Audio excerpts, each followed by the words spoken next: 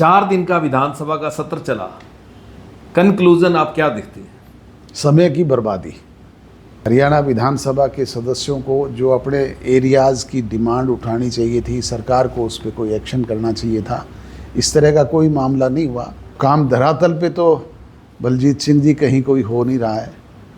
धरातल पे तो लोग परेशान हो रहे हैं। जब चौधरी देवीलाल ने सम्मान पेंशन योजना लागू की थी, सबके लिए की थी।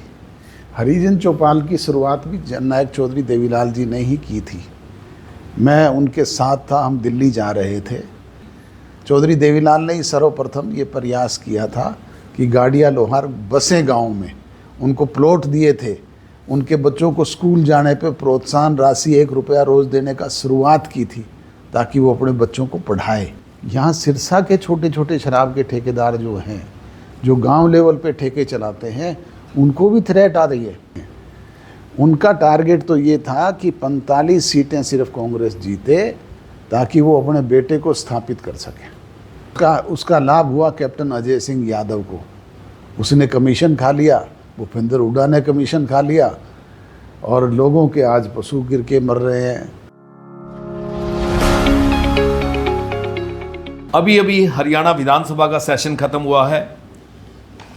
उसको कंक्लूड करने के लिए जननायक जनता पार्टी के राष्ट्रीय अध्यक्ष चौधरी अजय सिंह चौटाला हमारे साथ हैं।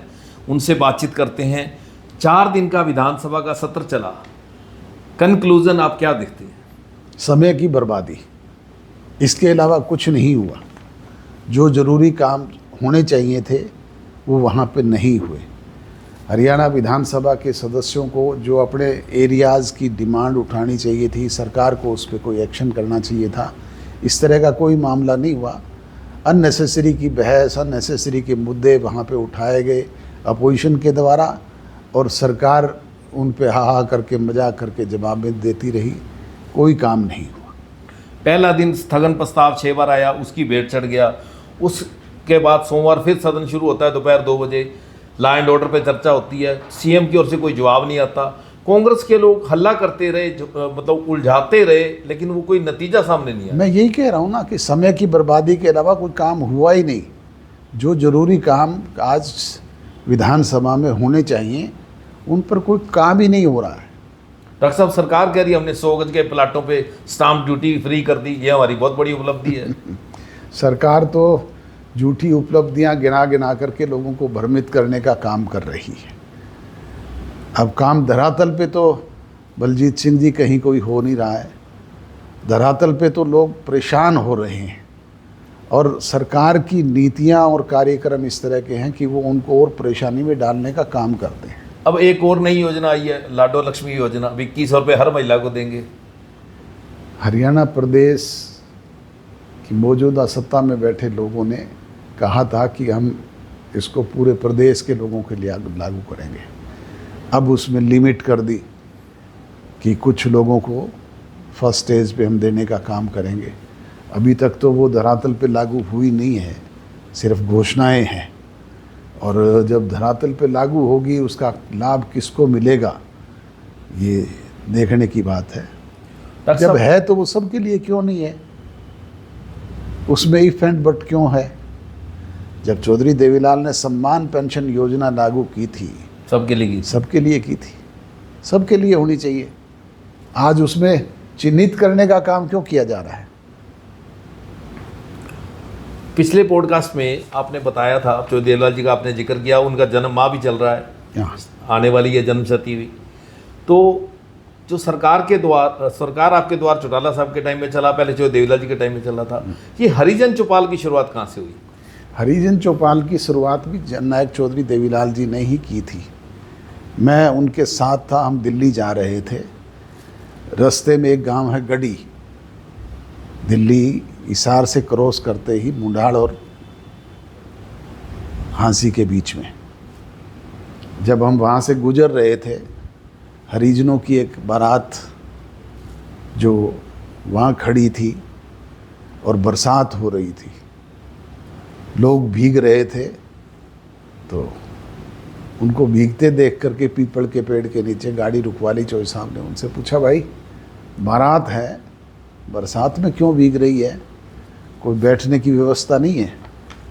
तो उन्होंने कहा कि चौधरी साहब हमारे पास तो कोई व्यवस्था हरिजनों के पास है नहीं, और जाटों की चौपाल है अंदर, उसमें वो बैठने नहीं देते।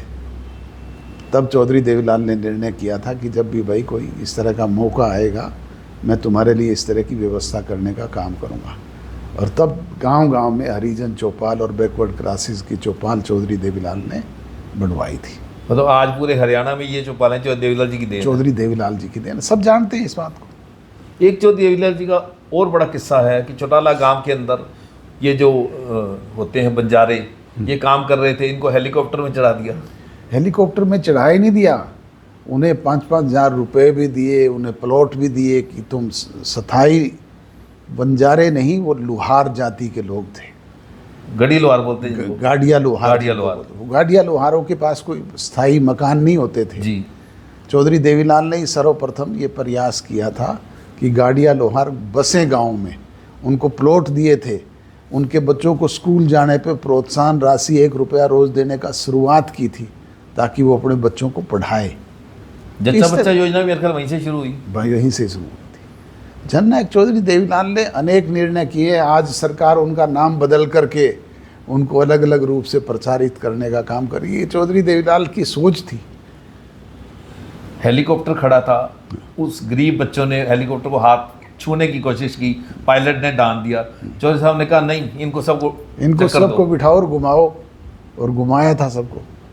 यही बात। और जब उनका हवाई जहाज़ या हेलीकॉप्टर खाली जाता था चंडीगढ़ वापस, वो इस तरह के लोगों को बिठा देते थे और फिर स्वयं वहाँ से पैसे दे करके, उनको किराया दे करके वापस भेजते थे। तो दुष्यंत जी ने भी ऐसा ही किया। चौटाला गांव में कुछ बड़े बुजुर्ग थे जिन्होंने कहा हमने कभी कभी हवाई जहाज में बैठ के ही नहीं देखा। नहीं देखा तो उनको घुमाया, जब भी उसको मौका मिलता था वो करता था। डॉक्टर साहब, लॉ एंड ऑर्डर की स्थिति को कैसे देखते हैं? विधानसभा में चर्चा हुई, क्या हुआ, कोई जवाब नहीं आया, छोड़िए, पूरे प्रदेश में आप स्थिति कैसे देखते हैं? पूरे प्रदेश में स्थिति आज बद से बदतर है। रोजाना मर्डर हो रहे हैं, बलात्कार हो रहे हैं, दूसरी घटनाएं घटित हो रही है, चुने हुए नुमाइंदों को थ्रेट मिल रही है, और सरकार उन्हें कहती है कि हम सिक्योरिटी प्रोवाइड करवाएंगे। सिक्योरिटी के नाम पर एक गनमैन दे दिया जाता है। अब उसके भरोसे क्या सिक्योरिटी है, क्या एक्शन हुआ, कौन इसके पीछे लोग हैं, उनको आइडेंटिफाई करके सरकार ने उनको पकड़ा कि नहीं पकड़ा? बताओ, अभय सिंह चौटाला को थ्रेट मिली, दिग्विजय सिंह चौटाला को थ्रेट मिली, इस तरह के अनेक दूसरे लोगों को सिंगरों पे फायरिंग हुई, सिंगरों पे फायर हुई। क्या कोई इस तरह के लोग पकड़े गए? क्या उनको कोई सज़ा मिली? कोई नहीं। तो स्थिति तो कानून व्यवस्था की बद से बदतर है। नहीं तो ये रोज़ फिरौतियाँ, गैंगस्टर द्वारा रोज़ कत्ल, ये पुलिस की नाकामी है। आज शराब के ठेकेदार जो हैं पूरे हरियाणा प्रदेश में सबसे ज़्यादा भयभीत हैं। छोटे छोटे ठेकेदारों को भी इस तरह की थ्रेट आती है, और गैंगस्टर तो करते ही करते हैं। आज छुट भैये जो छोटे छोटे बदमाश हैं वो भी नकल कर रहे हैं, वो भी उसकी नकल कर रहे हैं, क्योंकि प्रशासन की पकड़ नहीं है और ऐसे लोगों को सज़ा मिल नहीं रही है, तो दूसरे लोगों को भी हौसले बुलंद होते हैं। जब पंजाब टेररिज्म पे था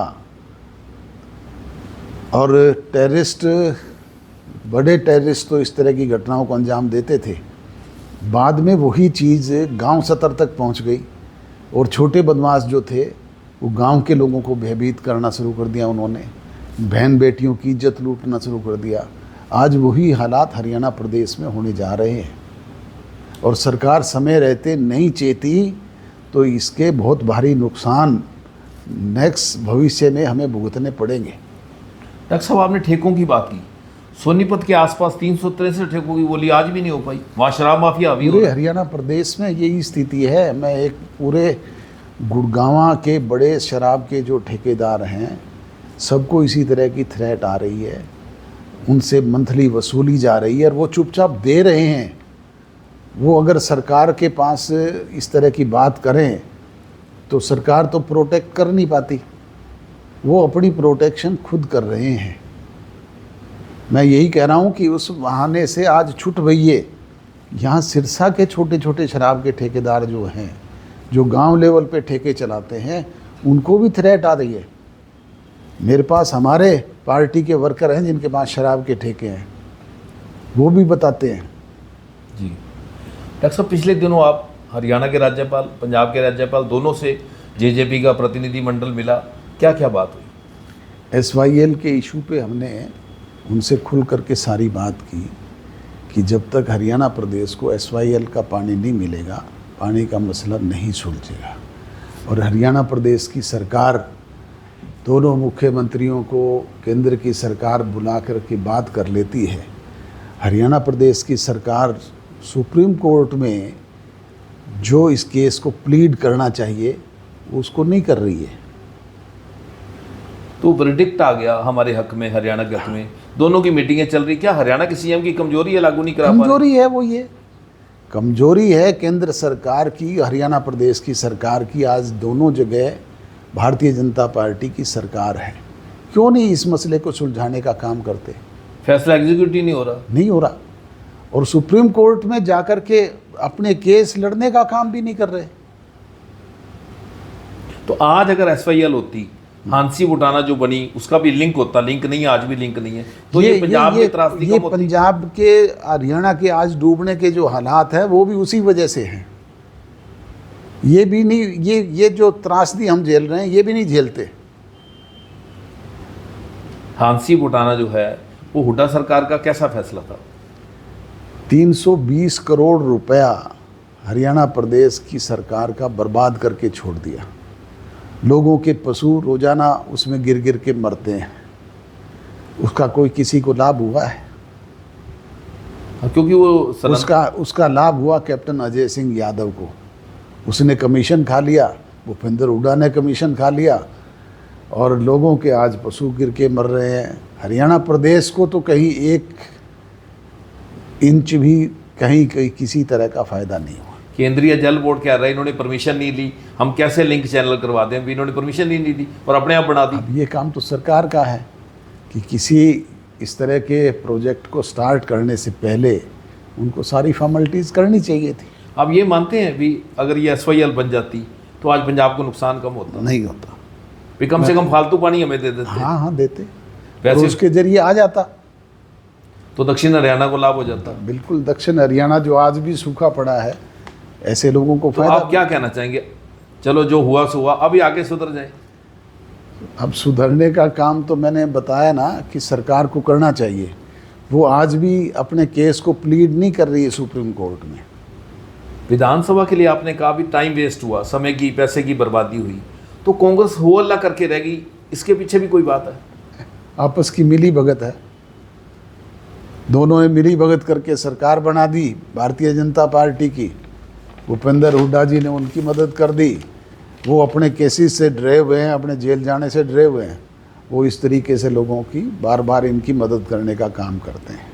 जो कांग्रेस के लोग, खासकर हुड्डा साहब कहते थे जेजेपी, INLD, HLP सब वोट का 2 पार्टियां हैं, तो संपत सिंह जी के बेटे ने, कांग्रेस के बड़े लीडर हैं, उनके बेटे ने एक बयान दिया कि वो तो वोट काटू है या नहीं है, आप तो पूरी थाली से जाके बीजेपी को दिए। हुड्डा साहब पे कमेंट किया उन्होंने। प्रोफेसर संपत सिंह जी ने खुद ने बड़ी डिटेल से बताया था, उनके बेटे ने नहीं, उन्होंने खुद ने बताया था। वो क्या काम किया, उन्होंने क्या किया? जगह जगह बागी कैंडिडेट कांग्रेस के लड़ाए और उसकी वजह से भाजपा दोबारा सत्ता में आ गई। हमारे पास उचाना उदाहरण है, 3 कांग्रेस के ऐसे। उचाना नहीं, एक उचाना को उदाहरण क्यों बताते हो? बाडड़ा में, दादरी में, मैं ऐसी 20 कॉन्स्टिट्यूंसी गिना दूं जहाँ पे कांग्रेस ने सीधे तौर पे भारतीय जनता पार्टी की मदद की है। तो जहाँ जहाँ हुड्डा साहब के चेते खड़े थे वहाँ तो नहीं बागी खड़े हुए। हाँ, वहाँ कहीं क्यों करें? उनका टारगेट तो ये था कि 45 सीटें सिर्फ कांग्रेस जीते ताकि वो अपने बेटे को स्थापित कर सके, और वो नुकसान कांग्रेस को कहीं ना कहीं ज़्यादा हो गया। तो सारे सर्वे कह रहे थे कांग्रेस आ रही है, तो क्या पूरा हरियाणा प्रदेश का जन जन सर्वे तो कह रहे थे, जन जन ये कह रहा था कि कांग्रेस 60 सीटें जीत करके सत्ता में आ रही है। हम तो खुद कहते थे। तो क्या हुआ, स्लीपर सेल था, कांग्रेस ने कांग्रेस को हराया, बिल्कुल। शैलजा जी की चुप्पी भी खराब कर गई। अब वो सारा बड़े नेताओं की आपस बड़े की नेताओं की आपस की बात है इनकी। तो आम कार्यकर्ता तो मारा गया। मारा गया। INLD के जो राष्ट्रीय अध्यक्ष हैं चौधरी अजय सिंह, उन्होंने कहा कि अगर ये 37 विधायक मेरे पास होते और मैं विधानसभा में तूफान खड़ा कर देता। हमने तो पहले भी उनको 31 दिए थे जब वो विधानसभा में अपोजिशन के लीडर थे, 20 हमने सौंपे थे, तब उन्होंने तूफान नहीं खड़ा किया। आज वो 20 की बजाय सिमट करके पहले 1 पे रह गए, अब 2 पे रह गए। तो आपको क्या लगता है, आपकी पार्टी अलग हुई, हम देखते हैं समाजवादी पार्टी यूपी के अंदर, हम देखते हैं महाराष्ट्र के अंदर शिवसेना, सब झंडे डंडे की लड़ाई, आपस में कोर्टों में केस चल रहे हैं। आपने INLD छोड़ने के बाद, हमने तो जींद की पहली मीटिंग में घोषणा की थी कि हमें ना डंडा चाहिए, ना झंडा चाहिए, ना पार्टी का फंड चाहिए। हम तो चाहते हैं कि ये इसे संभाल करके रख लें। हमने कुछ नहीं लिया, हमने तो ये कहा था हम अपना नया घर बसाएंगे। हमने तो बिल्कुल नया घर बसाने का काम किया था, हमने तो कोई डिमांड ही नहीं की। तो जिस तरह शिवसेना समाजवादी पार्टी कोर्टों में जा रहे हैं, नहीं, आप क्यों हमने नहीं गए? हमने कहीं नहीं, हमने तो पूरी तौर पे सौंप दिया था उनको, सारी चीज़ सौंप दी थी। नए सिरे से करेंगे, नए सिरे से करेंगे और नए सिरे से ही किया। तो सब एक वीडियो वायरल हो रहा है, आपने भी देखा होगा। ये अभी जो बिहार में 16 दिन की यात्रा की राहुल गांधी ने, इनके साथ मिलकर वोट चोरी का आरोप लगाया, SIR बड़ा मुद्दा बन रहा है बिहार में। आप बिहार चुनाव को कैसे देखते हैं? केंद्र की सरकार आज जिस तरीके से ये काम कर रही है, निश्चित तौर पे लोगों को शंका होती है। एक मुद्दा अभी लेटेस्ट चल रहा है और कल मैं टीवी पे मोदी जी का भाषण सुन रहा था। उन्होंने भी विदेश से आते ही कहा है मेरी माँ को गाली दी। अरे भाई, किसने दी? जांच का विषय तो ये है सबसे पहले। तुम सत्ता में हो, बिहार में भी तुम्हारी सरकार है, केंद्र में भी तुम्हारी सरकार है। जिस आदमी ने तुम्हें गाली दी, आप उसको गर्दन पकड़ करके लोगों के सामने क्यों नहीं लेकर के आते? आप उस आदमी को सामने लेकर के आए ना जिसने गाली दी जी। क्या राहुल गांधी ने गाली दी? क्या तेजस्वी यादव ने गाली दी? क्या अखिलेश यादव ने गाली दी? किसने दी गाली? आप माँ की गाली की बात सार्वजनिक करके देश के लोगों को गुमराह कर रहे हैं। आप आइडेंटिफाई करके उस आदमी को पकड़ करके लोगों के सामने क्यों नहीं लेके आते? तो क्या इमोशनल ब्लैकमेलिंग कर रहे हैं? निश्चित तौर पे ये इसका काम है। पहले भी किसी ने कहा कि मेरे को नीच कह दिया, मेरे को नीची जाति का कह दिया, उसको कैश करते हुए घूमे। आज माँ की गाली की बात को कैश करते हुए लोगों के बीच में अननेसेसरी की बातें करते हैं। अगर किसी ने दी है गाली तो उसको आइडेंटिफाई करें, उसको लोगों के सामने पकड़ करके लाएं, उसे दिखाएं लोगों को भी ये है वो आदमी गाली देने वाला, और उसको सजा दें कानून के दायरे में। आपको लगता है बिहार चुनाव में SIR मुद्दा बनेगा, जो मृत लोगों के वोट हैं? बिल्कुल बनेगा, बना हुआ है। मुद्दा क्या बनेगा? मुद्दा तो ऑलरेडी है।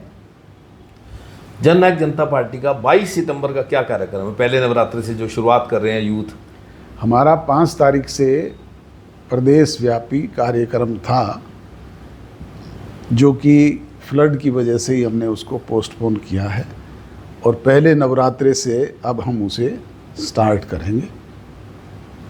युवा योद्धा करेगा? युवा योद्धा कार्यक्रम, और पहली सिरसा की हमारी मीटिंग होगी। उसके बाद पूरे प्रदेश में ये कार्यक्रम चलेगा। चौधरी देवीलाल जी की जयंती आ रही है 25 सितंबर, जननायक जनता पार्टी किस रूप में मनाएगी? हम जननायक चौधरी देवीलाल जी के जन्म दिवस को हर्षोल्लास के साथ मनाते रहे हैं। सारी जगह जहाँ जहाँ पे भी उनके स्टैचू लगे हैं, हम गंगा जल से उनको धोएंगे, पुष्पांजलि अर्पित करेंगे और ब्लड डोनेशन कैंप लगाएंगे, दूसरे सामाजिक कार्यक्रम उस दिन करें और पूरे प्रदेश पे उनके जन्म दिवस को हर्षोल्लास से मनाएंगे।